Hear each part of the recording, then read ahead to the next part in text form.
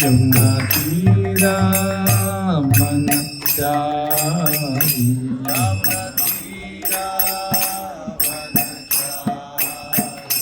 यमुना तीरा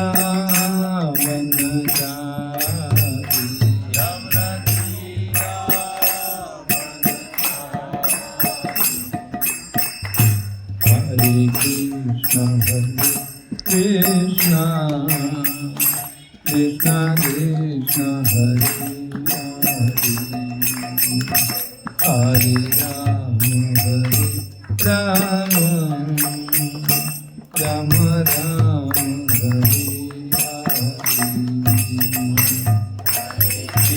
Krishna,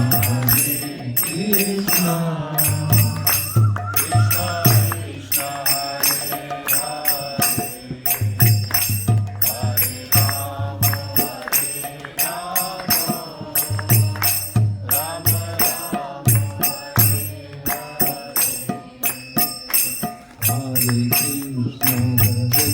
Krishna, Krishna Krishna, Hare Hare,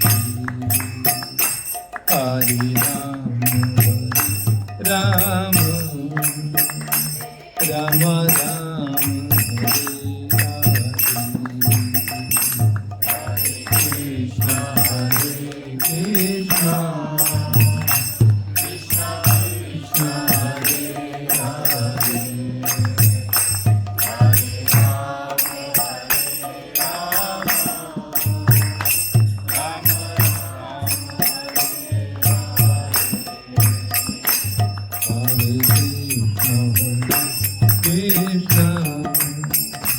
Krishna Krishna Krishna, Hare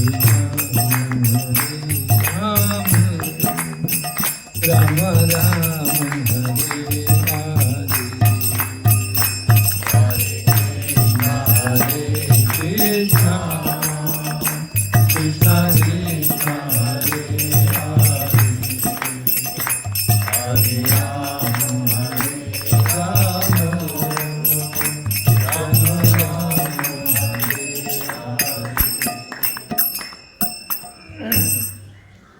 जब विष्णुपाद परम प्रजाकाचार्य दशक श्री श्रीमद भक्ति वेदांत स्वामी श्रील प्रभुपाद की जय। इस्कॉन संस्थापकाचार्य श्रील प्रभुपाद की जय। जय विष्णुपाद परम प्रजाकाचार्य दशक श्री श्रीमद भक्ति सिद्धांत सरस्वती गोस्वामी महाराज श्रील प्रभुपाद की जय। अनंत कोटि वैष्णव वृंद की जय। नामाचार्य श्रील हरिदास ठाकुर की जय। हरिनाम संकीर्तन की जय। All glories assembled, all glories assembled, all glories assembled, all glories, all glories, all glories to Sri Guru and Gauranga. Om Namo Bhagavate Vasudevaya.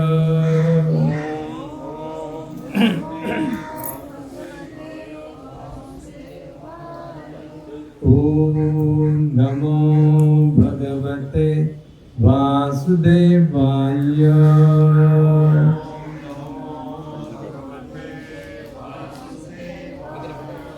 Om Namo Bhagavate Vasudevaya.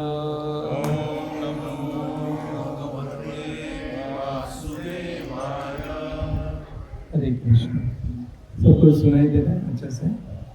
हरे श्रीमद् भगवद गीता यथालो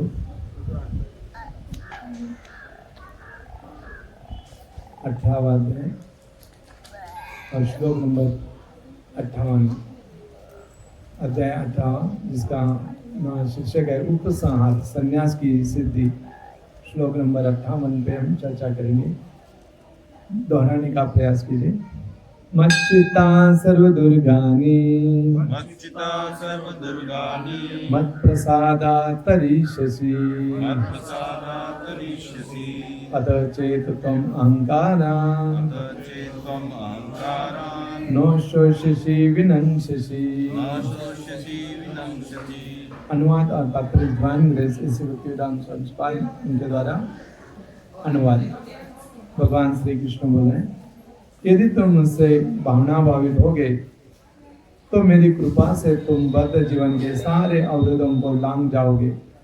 लेकिन यदि तुम मिथ्यांकार वश ऐसी चेतना में कर्म नहीं करोगे और मेरी बात नहीं सुनोगे तो तुम विनष्ट हो जाओगे। तात्पर्य, पूर्ण कृष्ण भावना हुई व्यक्ति अपने अस्तित्व के लिए कर्तव्य करने के विषय में आवश्यकता से अधिक उद्विग्न नहीं रहता। जो मूर्ख है वह समस्त चिंताओं से मुक्त कैसे रहे इस बात को नहीं समझ सकता। जो व्यक्ति कृष्ण भावनामृत में कर्म करता है, भगवान कृष्ण उसके घनिष्ठ मित्र बन जाते हैं। वे सदैव अपने मित्र की सुविधा का ध्यान रखते हैं और जो मित्र 24 घंटे उन्हें प्रसन्न करने के लिए निष्ठापूर्वक कार्य में लगा रहता है, वे उसको आत्मदान कर देते हैं।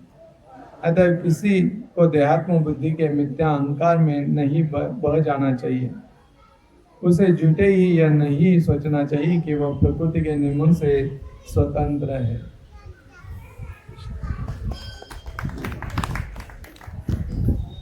उसे झूठे ही यह नहीं सोचना चाहिए कि वह प्रकृति के नियमों से स्वतंत्र है या कर्म करने के लिए मुक्त है। वह पहले से कठोर भौतिक नियमों के अधीन है। लेकिन जैसे ही वह कृष्ण भावना भावित होकर कर्म करता है तो वह भौतिक दुश्चिंताओं से मुक्त हो जाता है। मनुष्य को यह भली बात जान लेना चाहिए कि जो कृष्ण भावनामृत में सक्रिय नहीं, वह जन्म मृत्यु रूपी सागर के ही भंवर में पकड़ कर अपना विवश कर रहा है। कोई भी बद्ध जीव ये सही नहीं जानता कि क्या करना है और क्या नहीं करना है। लेकिन जो व्यक्ति कृष्ण भावनामृत होकर कर्म अंतर से करता है, वह कर्म करने के लिए मुक्त है, क्योंकि प्रत्येक किया हुआ कर्म कृष्ण द्वारा प्रेरित तथा गुरु द्वारा पुष्ट होता है। ओम ज्ञानतिमिरस्य ज्ञानाञ्जनशलाकया चक्षुरुन्मीलितं तस्मै श्री गुरुवे नमः। श्री चैतन्य मनोभीष्टं स्थापितं येन भूतले स्वयं रूपा कदा मह्यं ददाति स्वपदान्तिकं। वन्देऽहं श्रीगुरो श्रीतापदकमलं श्रीगुरोन् वैष्णवांश्च श्रीरूपां साग्रजातं सगना रघुनाथान्वितं तं सजीवं सावधूतं श्रीजनासहितं कृष्णचैतन्यदेवं श्रीराधा कृष्णपादां सगना ललिता श्रीविशाखान्वितांश्च नमो विष्णुपदाय कृष्णवेष्टाय भूतले श्रीमते भक्तिवेदान्त स्वामीति नामिने। नमस्ते सरस्वती देवे गौरवाणी रचारिणे निर्विशेष शून्यवादी पाश्चात्यदेशतारिणे। हे कृष्ण करुणा सिंधु दीनबंधो जगत्पते गोपेश गोपिका कांद राधा कांद नमस्ते। तप्त कांचन गौरांगी राधे वृंदावनेश्वरी वृषभानुसुते देवी प्रणमामि हरिप्रिये। वाञ्छाकल्पतरुभ्यश्च कृपा सिन्धुएव च पतितानां पावनेभ्यो वैष्णवेभ्यो नमो नमः। जय श्री कृष्ण चैतन्य प्रभु नित्यानंद श्री अद्वैत गदाधर श्रीवासदि गौर भक्तवृंद। हरे कृष्णा कृष्णा कृष्णा हरे हरे, हरे राम राम राम हरे हरे। हरे कृष्णा कृष्णा कृष्णा हरे हरे, हरे राम राम राम हरे हरे। हरे कृष्णा कृष्णा कृष्णा हरे हरे, हरे राम राम राम हरे हरे।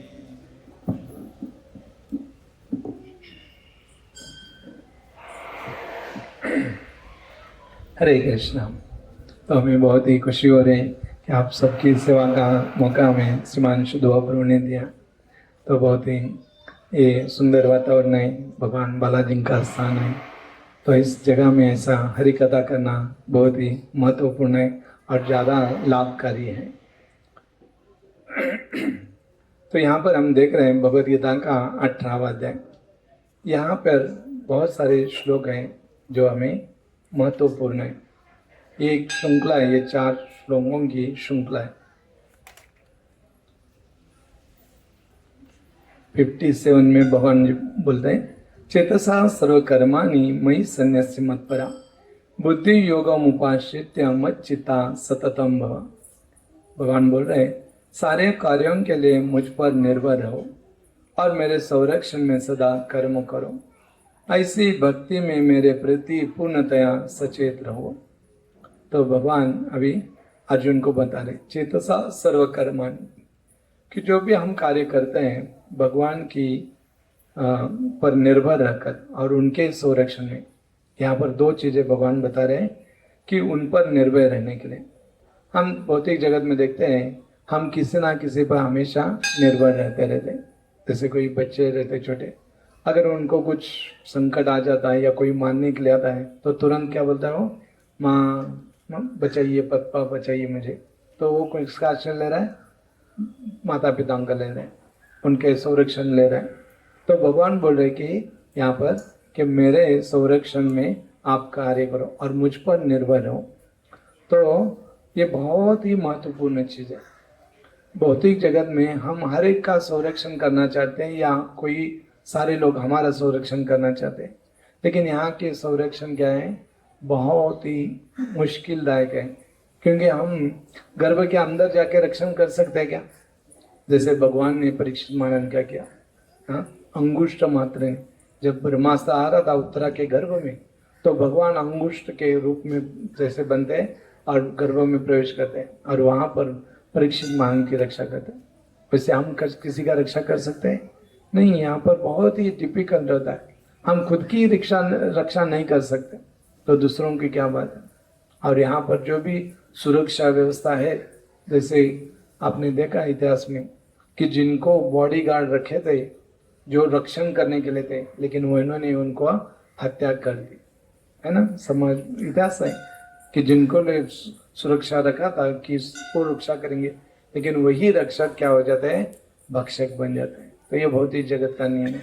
इसलिए हमें भगवान का संरक्षण लेना चाहिए, क्योंकि भगवान का संरक्षण ऐसा नहीं है जो भौतिक जगत में रहता है।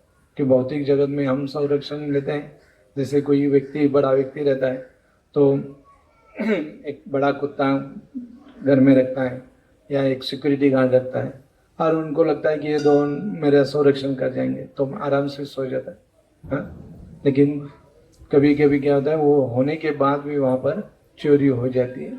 ऐसी बहुत सारी जगह, जैसे कुछ साल में पहले टेल्को कंपनी में, कि टेल्को कंपनी में उन्होंने कभी भी आग लग सकती है, पेंट शॉप था तो इन्होंने बहुत अच्छी व्यवस्था की थी, लेकिन कुछ साल के पहले वहाँ पर आग लग गई और जो भी उन्होंने व्यवस्था की वो समय काम नहीं आई और इसके कारण उनका 2.5 करोड़ का नुकसान हो गया। क्या हुआ कि 2.5 करोड़ रुपए का नुकसान हो गया आग लगने से कारण। तो ये है सुरक्षिता कि जो हम करके रखते हैं समय पे काम आएगी, ये हम बोल नहीं सकते। लेकिन भगवान की संरक्षण कैसे पता है कि भगवान कहते हैं कि मेरे हाथ में जो सुदर्शन चक्र है वो मेरे भक्तों के रक्षण के लिए मैं 24 घंटा उसे रखता हूँ। जो भक्तों के संरक्षण के लिए ये मेरा सुदर्शन चक्र है। अगर ऐसा नहीं कि सुदर्शन चक्र को रख दिया और भगवान जाके सोते, नहीं, भगवान बोलते हैं अगर वो सुदर्शन चक्र फेल हो जाएगा तो जिस प्रकार ये सिस्टम फेल हो गई आइन मौके पे, उसी प्रकार वो सुदर्शन फेल होगा तो सुदर्शन तो फेल नहीं होता कभी, लेकिन फिर भी भगवान कुछ चांस देना नहीं चाहते। तो बोलते हैं कि मैं खुद रहता हूँ उसकी रक्षण करने के लिए। तो ऐसे भगवान का शरण नहीं लेना है तो किसका शरण लेना है, हाँ, कि जो हमें 24 आवर्स संरक्षण देने के लिए तैयार है, रक्षण करने के लिए तैयार है। ऐसे भगवान का हमें आश्रय लेना चाहिए। और यहाँ पे जो भी सिस्टम है, व्यवस्था है, वो कैसे, जिस प्रकार एक पुलिस व्यक्ति हमें बता रहा था, या कोई पुलिस ने ना, तो उन्होंने हमें एक जोक बताया। तो बोला कि 3 देश बैठे थे, चर्चा कर रहे थे अलग अलग। तो अमेरिका बोलता है कि हमारे देश में अगर चोरी होते तो 24 घंटे के अंदर हम ढूंढ लेते, जो भी कोई चोरी होते कहीं भी 24 घंटे के अंदर ढूंढ लेते। जापान बोलता है ये भी कुछ भी नहीं, कि हमारे देश में जब चोरी होती है तो हम क्या कहते हैं, केवल 24 मिनट में हम ढूंढ पाते हैं कौन चोर है। तो नेक्स्ट भारत था, वो बोलता है ये तो कुछ भी नहीं, हमारे यहाँ पहले ही 24 घंटा पता रहता है चोरी कहाँ होने वाली है। तो ये हमारी संरक्षण व्यवस्था है कि और सब क्या है ऐसे प्रकार है। तुकाराम महाराज बोले, कसे कली काळेचे कौतुक राजे झाले प्रजेचे आतंक। जो राजे लोग हैं जो संरक्षण करना चाहिए, जैसे परीक्षित महाराज या युधिष्ठिर महाराज संरक्षण देते थे अपने बच्चों की तरह, वो सारी प्रजाओं का ख्याल करते थे। लेकिन आज की प्रजा लोग कैसे, झाले प्रजेचे आतंक, कली काळीचे कौतुक झाले राजे प्रजेचे आतंक। कि जो प्रजा है उसको ही डर, राजा से ज्यादा डर है, चोर उच्चज्ञ से ज्यादा डर किसका है, राजा लोगों को। कभी भी टैक्स लगा सकती है या कुछ ये कर सकते हैं, तो अलग अलग तकलीफ राजाओं के से होता है। और देखते हैं आज कि पहले जमाने में जो प्रजा है, प्रजा का मतलब क्या है कि उस देश में जो भी लोग रह रहे, सिर्फ लोग ही नहीं, जो भी जीव है, कुत्ता हो, बिल्ली हो, मांजर हो, या सारे जो गाय बैल, सब सारे जीवों को वो रक्षण देते थे। जैसे हम देखते जो शिवी महाराज थे, शिवी महाराज के पास एक बार कबूतर जाता है और बोलता है महाराज महाराज मेरा रक्षा करो। उनका वो शरण ग्रहण करता है और बोलता है कि ये जो ससाना करके पक्षी था वो मुझे खाने के लिए, मुझसे मुझे रक्षा करो। तो वो आके बोलता है कि महाराज मैं भी आपकी प्रजा जन हूँ, कि मुझे भी तो खाना चाहिए, भोजन चाहिए। तो राजा खुद क्या कहता है, अपना जांग का मांस निकाल कर उसको खिलाए, उसके व्यजन का। लेकिन वो वजन होता ही नहीं, क्योंकि वो देवता लोग थे, राजा का परीक्षा करे। तो राजा स्वयं उस तराजू में बैठ जाते और तो ये खुश हो जाते।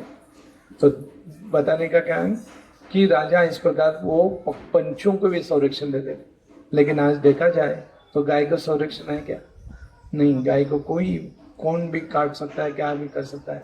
और उसी के कारण आज समाज की जो उन्नति हुई है, इस कारण कि आज समाज में इन 5 चीजों को संरक्षण नहीं, जो भागवतम में बताया गया है, इन 5 चीजों का हमें संरक्षण देना चाहिए।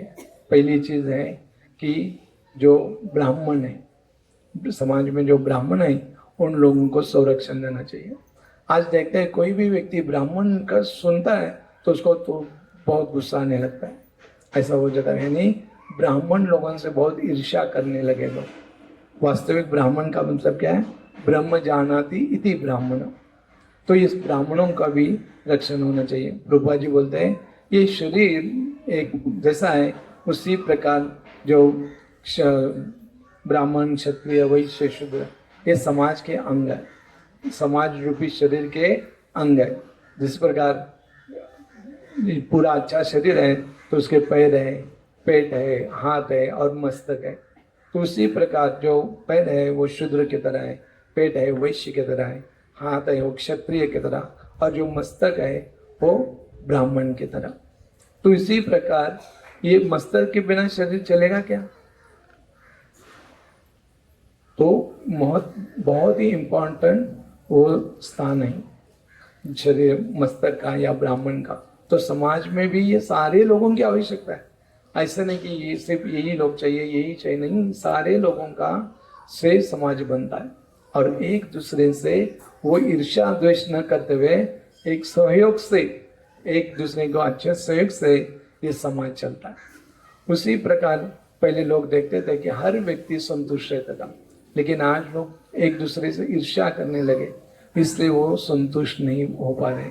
और इसलिए उनको लगता है कि नहीं ये नहीं चाहिए, ये नहीं चाहिए, नहीं, ये नहीं होने से समाज नहीं चलेगा।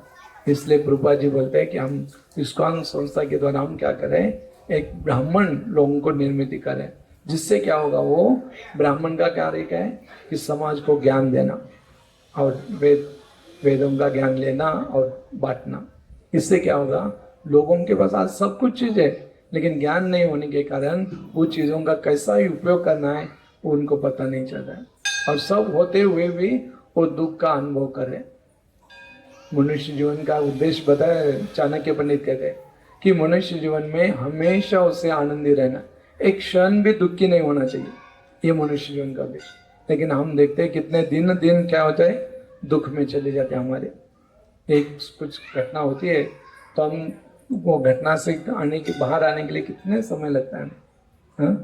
तो चाणक्य पंडित बोलते हैं एक समय भी हमें शोक में या दुख में व्यतीत नहीं करना चाहिए, हमें हमेशा आनंद रहना, और वो हमेशा आनंद हम इस कृष्ण भावना में ले सकते हैं।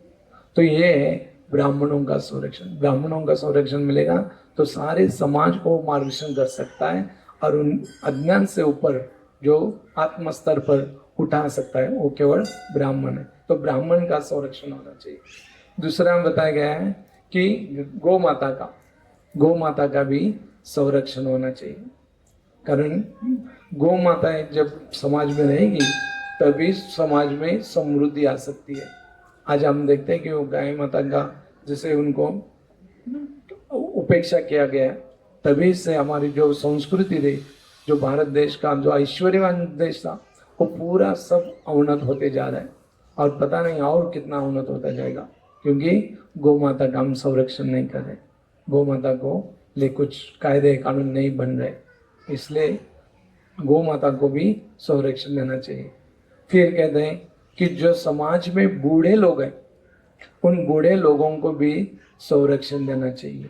आज लोग बोलते हैं कि बूढ़े लोग मतलब कुछ काम के नहीं है, नहीं, बूढ़े लोगों से उनसे आशीर्वाद मिल सकता है, उनको अनुभव रहता है, वो अनुभव हमें काम में आ सकता है। इसलिए हमेशा शास्त्रों में वृद्ध लोगों को बहुत ही रिस्पेक्ट देने के लिए बोला हुआ है, और कलयुग में वही उल्टा हो जाता है, ज़्यादा अनादर उन्हीं का हो जाता है। आज लोगों को लगता है हम बहुत प्रगति कर रहे हैं, क्या प्रगति कर रहे हैं, बहुत बड़े बड़े हॉस्पिटल बनते जा रहे हैं और वृद्धाश्रम बनते जा रहे हैं। पहले हम बचपन में देखते थे एक डॉक्टर था गांव में, और वो साइकिल लेके घूमता था, कौन बीमार है क्या, कौन बीमार है क्या कहते, और कोई बीमार है तो कुछ मेडिसिन वगैरह देता था उन्हें। लेकिन आज हम देखते हैं कि हर गली गली में क्या है, बड़े बड़े हॉस्पिटल बन गए। तो एक हमने क्या किया है, बड़ी प्रगति की हमने। वैसे बूढ़े लोगों के लिए भी आज कोई उनको सराहना करने के लिए नहीं है। आज इतने लोग व्यस्त हो गए, जिन माता पिताओं ने हमें छोटे से बड़ा किया, उन लोगों का ही हमें अभी बोझ लगने लगे। इसलिए हम क्या करते हैं, वृद्धाश्रम में उनको भेज देते हैं। और वृद्धाश्रम में क्या वो लोग सुखी रहते हैं क्या? आपने सब पैसा दिया है, भोजन दिया है, अच्छा से अच्छा ट्रीटमेंट वो ले रहे, सब बढ़िया है, लेकिन उनका आत्मा तृप्त नहीं रहता। और आत्मा तृप्त न होने के कारण जब वो शरीर त्यागेंगे, हमें शाप ही देंगे, वो हमें आशीर्वाद नहीं देंगे। जब भी कोई व्यक्ति दुखी आत्मा से मृत्यु हो जाता है, वो बोलेगा नहीं कि इनका सत्यानाश हो, इनका ये हो, बोलेंगे नहीं। लेकिन दुखी आत्मा से वो शरीर त्याग रहा है तो अपने आप क्या होता है, वो शाप लग जाता है। तो इसलिए आज हम देखते हैं कि बहुत सारे लोगों में बताया जाता है कि आपका क्या है, ये पूर्वज का दोष है। तो बोला जाता है शादी में या बच्चे नहीं होते हैं, ऐसे बहुत सारी समस्या आती है, इधर ऐसे लोगों का हमें शाप होता है। तो इसलिए हमें उनका भी अच्छा ख्याल करने का प्रयत्न करना चाहिए। और बाद में बताएं स्त्रियों का भी बहुत अच्छा से संरक्षण होना चाहिए। भगवद गीता के एक तात्पर्य में प्रभुपाद जी बहुत अच्छा लिखते हैं कि स्त्रियों को हमें बहुत ही संरक्षण देना चाहिए।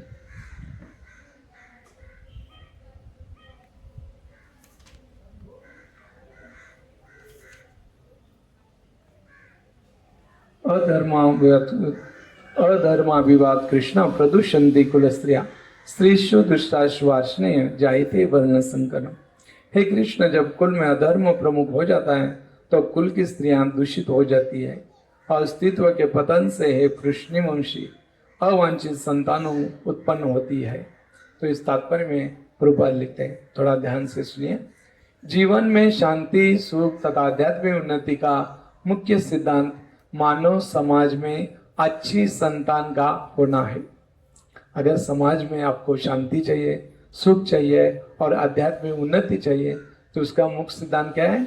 मानव समाज में अच्छी संतान, समाज में अच्छे लोगों का होना, अच्छी संतानें होना बहुत ही महत्वपूर्ण है।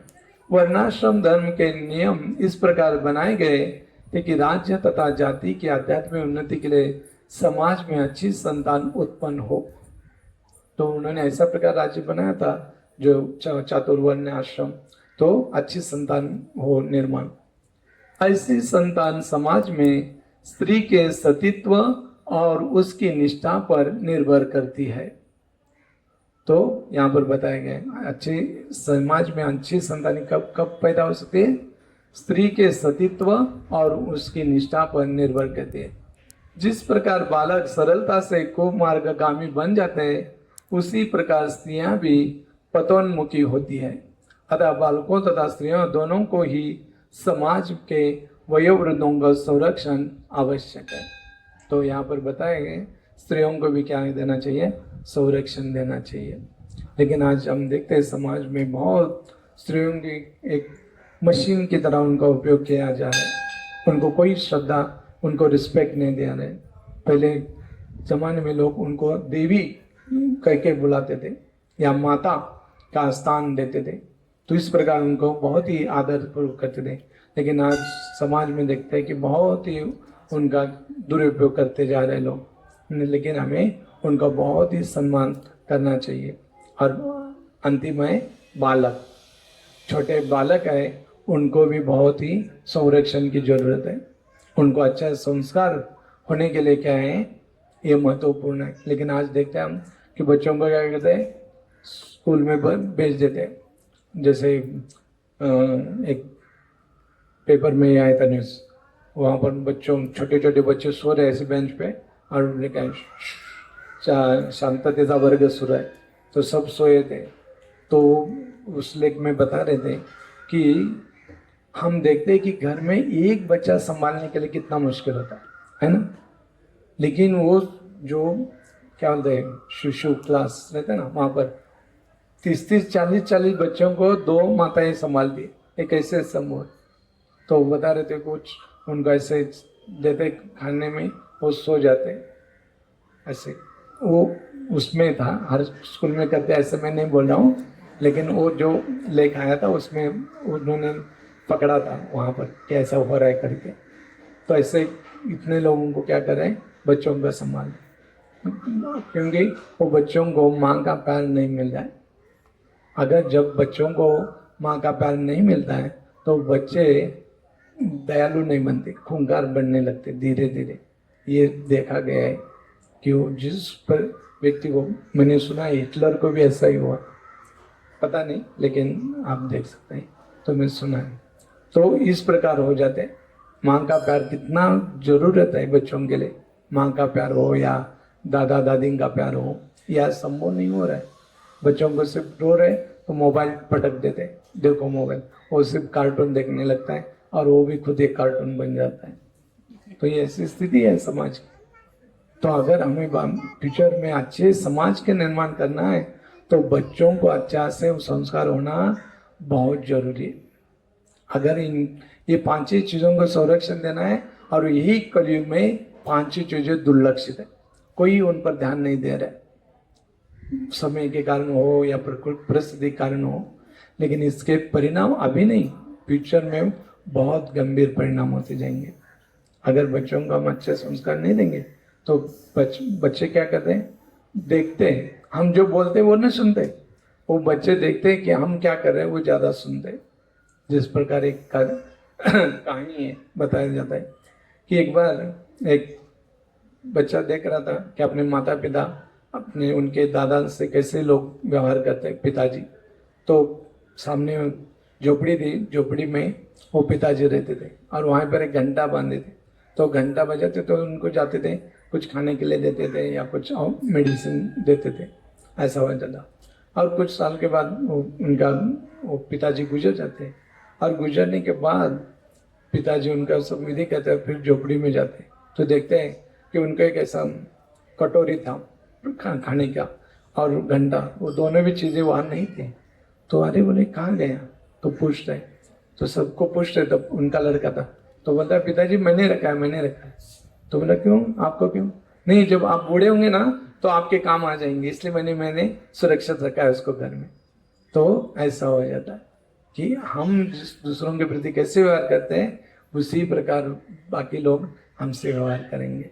ये प्रकृति का नियम है, कर्म का नियम है ये। इसलिए हमें बहुत ही सावधान पूर्वक एक जो कार्य कर रहे, कर्म कर रहे, तो सबको आदर करते हुए और सबको सम्मान देते हुए हमें करना चाहिए। और यहाँ पर भगवान बोल रहे हैं कि मेरे संरक्षण में कार्य करो और मेरा आश्रय लो। आज के श्लोक में रहे मत चित्ता सर्व दुर्गानी मत प्रसाद तरिष्यसि अतः चेत अहंकारं श्वशसि विनंक्षसि। कि बोल रहे भगवान, यदि तुम मुझसे भावना भावित हो गए तो मेरी कृपा से तुम बद्ध जीवन के सारे अवरोधों को लांघ जाओगे। लेकिन यदि तुम मिथ्या अहंकार वश ऐसी चेतना से में कर्म नहीं करोगे और मेरी बात नहीं सुनोगे तो तुम विनष्ट हो जाओगे। तो यहाँ पर भगवान अभी पूरा भगवत गीता सुना के हो गए अर्जुन को। अभी भगवान बोल रहे तुम मैं क्या करो, मेरे संरक्षण में कार्य करो, मेरा आश्रय लो और मुझ पर निर्भर रहो, ऐसा कार्य करो और इस प्रकार मेरी मत चिंता, मेरी चेतना में आप कार्य करो। अगर इस प्रकार आप रहते हो मेरी चेतना में, मेरे संरक्षण में, मेरे आश्रय में, तो क्या हो गए, तो मेरी कृपा से, ऐसे नहीं कि आपके प्रयास से, भगवान बोले अर्जुन आपके प्रयास से नहीं, मेरी कृपा से तुम बद्ध जीवन के सारे अवरोधों को लांघ जाओगे। बद्ध जीवन में जितने भी अवरोध क्यों ना हो, संकट क्यों ना हो, वो सारे संकटों से आप मुक्त हो जाओगे। कैसे? मेरी कृपा से। तो देखते हैं कि अर्जुन को जीत पाना संभव था क्या महाभारत के युद्ध में? नहीं, अर्जुन किससे बहुत बड़े बड़े रथी महारथी लोग थे, वो जीत पाना बहुत ही असंभव था। लेकिन फिर भी अर्जुन जीत पाए। कैसे जीत पाए? कि भगवान उनको क्या करते हैं, वहां पर रक्षण करते हैं। कि जैसे देखते हैं कि भीष्मदेव ने जो 5 बाण थे तो उन्होंने प्रतिज्ञा की 5 बाणों से कल मैं उनका वध कर दूंगा, 5 ही पांडवों को। कि दुर्योधन उनको उकसाता है तो भीष्म बोलते हैं कि कल 5 पांडवों को मैं मृत्यु दे दूंगा और दिखाते 5 बाण है। तो दुर्योधन बोलता है 5 बाण मैं रखता हूँ, सुबह दे देता हूँ। चलो ठीक, फिर लेके जाता है तो वहां पर कृष्ण और युधिष्ठिर महाराज आए थे। तो बोलते क्या चाहिए, तो क्या मांगते हो, वो 5 बाण दे दो हमें। तो 5 बाण वो लेके जाते हैं। दूसरे दिन भीष्म बोलते दे दो बाण। तो दुर्योधन मुंडी नीचे करके खड़ा रहता है। तो भीष्म समझ जाते हैं कि क्या हुआ है। तो बोलते हैं फिर भी मैं आज ऐसा ही तो करूंगा कि अर्जुन का मृत्यु निश्चित है, नहीं तो भगवान को शस्त्र तो उठाना पड़ेगा ही, क्योंकि भगवान ने वचन दिया था मैं शस्त्र नहीं उठाऊंगा। तो आज ऐसा ही तो कहते भीष्म पितामह भीष्म कि अर्जुन का रथ टूट जाता है। अभी एक बाण से भीष्मदेव उनको मारने वाले थे, कृष्ण वही रथ का पहिया उठाते और भीष्मदेव की ओर जाते, तो भीष्मदेव रुक जाते। तो इस प्रकार भगवान खुद का वचन तोड़ देते, क्योंकि न मे भक्त्या प्रणश्यति, मेरे भक्त का नाश नहीं होना चाहिए। भले लोग निंदा क्यों ना करें मेरी, कि भगवान वचन तोड़ने वाले, झूठ बोलने वाले, चलेगा, लेकिन कभी मैं भक्तों के रक्षण में मैं कभी च्युत नहीं होऊंगा। और इस प्रकार भगवान क्या करते हैं, अर्जुन की रक्षा करते हैं। फिर एक बात देखते हैं कि जो अभिमन्यु की मृत्यु होती है, तो अभिमन्यु की मृत्यु के बाद अर्जुन इतना क्रोधित होता है, बोलता है कल के कल, क्या नाम था उनका, नहीं, जयद्रथ का मैं वध करूंगा, नहीं तो अग्नि में प्रवेश करूंगा कल सूर्यास्त तक। तो भगवान बोलता है ये कैसे संभव है? अर्जुन बोलता है मुझे नहीं, आपको पता। तो दूसरे दिन वो जयद्रथ जैसे सुनता है बोलता है मैं नहीं होऊंगा युद्ध में। तो वो भागने लगता है। अर्जुन बोला तो करेगा ही। तो दुर्योधन कर्ण आदि सब उनको पकड़ते और बोलते अब चिंता मत करो कि आज हमारी जो भी 11 अक्षौहिणी सेना है वो पूरी केवल आपका ही रक्षण करेगी। अर्जुन को आते आते एक क्या 2 दिन 2 सूर्यास्त हो जाएंगे, आप चिंता मत करो, और आप सबसे लास्ट में रहोगे, अर्जुन आप तक पहुंचेगा ही नहीं, ऐसा बोल के युद्ध शुरू हो जाता है। और अर्जुन भी अपनी प्रतिज्ञा से बहुत ही क्रोधित होकर युद्ध कर रहा था, बहुत शाम होने तो वो पहुंच ही नहीं पाता। फिर भगवान को क्या करना पड़ता है, सुदर्शन चक्र से सूर्य को छिपा दे। फिर वो जो जयद्रथ सबसे पीछे था वो आगे आ जाता है, तो बोलता अर्जुन चलो चलो अग्नि में प्रवेश करो। तो भगवान इधर सुदर्शन चक्र निकाल दे और सूर्य दिखने लगता है। तो अर्जुन को बोलते देखो ये सूर्य और ये जयद्रथ है। तो अर्जुन उनको मार देता है। अगर वो अर्जुन नहीं कर पाता तो क्या होता था, अर्जुन की मृत्यु हो जाती, लेकिन क्योंकि वचन लिया था उन्होंने सबके सामने तो करना पड़ता। लेकिन भगवान ने वहां भी उनका संरक्षण किया, द्रौपदी का संरक्षण किया, परीक्षित महाराज का संरक्षण किया, गजेंद्र का रक्षण, हर एक व्यक्ति का भगवान ने क्या किया है, रक्षण किया। लेकिन हमें लगता है कि हमारे जैसा संरक्षण होना चाहिए, हम जैसे चाहते हैं, लेकिन भगवान को पता है कि हमारा संरक्षण कैसा करना है। जैसे प्रहलाद महाराज को ऊपर से फेंका तो भी उनको कुछ नहीं हुआ, तो उस प्रकार भगवान ने रक्षण किया। लेकिन इधर जटायु रावण से युद्ध करते करते वो मृत हो जाता है। लेकिन ऐसा नहीं, तो लोग सोचने लगते इधर प्रहलाद महाराज का रक्षण किया और इधर जटायु का क्यों नहीं रक्षण किया। लेकिन भगवान हर बार शरीर का ही रक्षण करेंगे ऐसे नहीं, आत्मा का रक्षण करेंगे। वो आत्मा जो दशरथ महाराज को भी वो भाग्य नहीं मिला, वो भाग्य जटायु को मिला। प्रभु रामचंद्र के क्या बोलते हैं जांग में वो शरीर छोड़ पाता है, भगवान का मुख कमल देखते हुए शरीर छोड़ता है, और भगवान स्वयं उसको पानी पिलाते हैं। और अंतिम संस्कार प्रभु रामचंद्र करते जो दशरथ महाराज के नहीं किए थे। तो इतना बड़ा भाग्य जटायु को मिला। तो ये है भगवान की कृपा। इस प्रकार वो भगवान की जो सेवा में करता है, भगवान उसको भूलते नहीं। हम भगवान को छोड़ के सारी दुनिया की सेवा में लगे, लेकिन वो लोग क्या होते हैं, लोगों का स्वभाव है, क्या स्वभाव है कि जो भी कुछ आपने अच्छा किया है ना वो भूल जाएंगे, और आपने जो बुरा किया है, एक बुरा किया है और 100 अच्छा किया, 100 अच्छे भूल जाएंगे, लेकिन एक बुरा को वो भूलेंगे नहीं, मरते दम तक याद रखेंगे। ये व्यक्ति ने मुझे इस दिन ऐसा ऐसा बोला था, अपमान किया था सारे लोगों के सामने, तो जीवन भर भूलेंगे नहीं। और मरते समय बोलेंगे कि सारे लोग मृत्यु जो त्रिटी है ना उसको हाथ लगाने दे, लेकिन ये व्यक्ति को कभी हाथ में लगाने देने, बच्चों को बोल देते हैं इनको हाथ मत लगा दीजिए। तो इस प्रकार वो शत्रुता मरने के बाद भी वो बोलते नहीं है। ये सब हम सबका ये स्वभाव, लेकिन भगवान का स्वभाव उससे उल्टा है। भगवान हम कितना भी बुरा चीजें करें, कितने भी हमने भगवान को गालियां दी हो, निंदा की हो, सब भगवान भूल जाते हैं। लेकिन एक दिन देखते हैं कि हाँ ये भक्त आकर यहाँ पर तुलसी आरती कर रहा था, या भगवान को एक फूल फल अर्पण कर रहा था, तो भगवान आनंद काल के तक याद रखते हैं, भूलते नहीं। ये अच्छी चीजें वो बोलते नहीं, और गलत जो भी किया है वो सब भूल जाते हैं। वो भगवान को ये याद रखते ही नहीं। वो इतना सब ज्ञान के भंडार है वो, लेकिन वो चीजें जो जीव ने उनके प्रति की है उसको याद नहीं रखते। जो हम क्या कहते हैं, जो गलत किया है वो याद रखते हैं, लेकिन अच्छा भूल जाते हैं। लेकिन भगवान अच्छा याद रखते हैं और गलत भूल जाते हैं। इसलिए भगवान का हमें आश्रय लेना चाहिए, और उनका आश्रय लेंगे तो अपने आप सारे संकटों से भगवान की कृपा से हम पार हो जाएंगे। इसलिए यह अर्जुन को यहाँ पर बोल रहे हैं कि मेरा सुनते हुए अगर आप कार्य करोगे तो सारे संकटों से लांग जाओगे। अगर मेरा नहीं सुनोगे, भगवान नहीं बोल रहे कि मैंने बताया गीता ऐसा ही करना है, नहीं, भगवान किसी को फोर्स नहीं कर रहे। भगवान बोल रहे कि मैंने बताया, अगर इस प्रकार आप करोगे तो सारे संकटों से मेरी कृपा से आप तर जाओगे। अगर नहीं सुनोगे तो आगे क्या बोल रहे, लेकिन यदि तुम मिथ्याहंकार वश ऐसी चेतना में कर्म नहीं करोगे और मेरी बात नहीं सुनोगे तो तुम विनष्ट हो जाओगे। अगर मेरी बात सुनोगे तो आप इससे सारे संकटों से पार हो जाएंगे। अगर मेरा नहीं सुनोगे तो क्या होगा, आप नाश पाओगे। कैसे, क्या करना है, चॉइस आपके हाथ में। भगवान बता दे कि मेरी बात मानना है नहीं मानना है आपकी इच्छा। मानोगे तो ऐसा होगा, नहीं मानोगे तो आप नाश पाओ जाएंगे। आणि इसलिए हमें क्या करते हैं कि भगवान हमें फोर्स नहीं करते। नहीं तो बहुत सारे लोग बोलते हैं कि अगर कृष्ण ने बोला कृष्ण को शरण जाना है ना, तो क्यों नहीं भगवान हमें बुद्धि देंगे और हम सब शरण जाएंगे।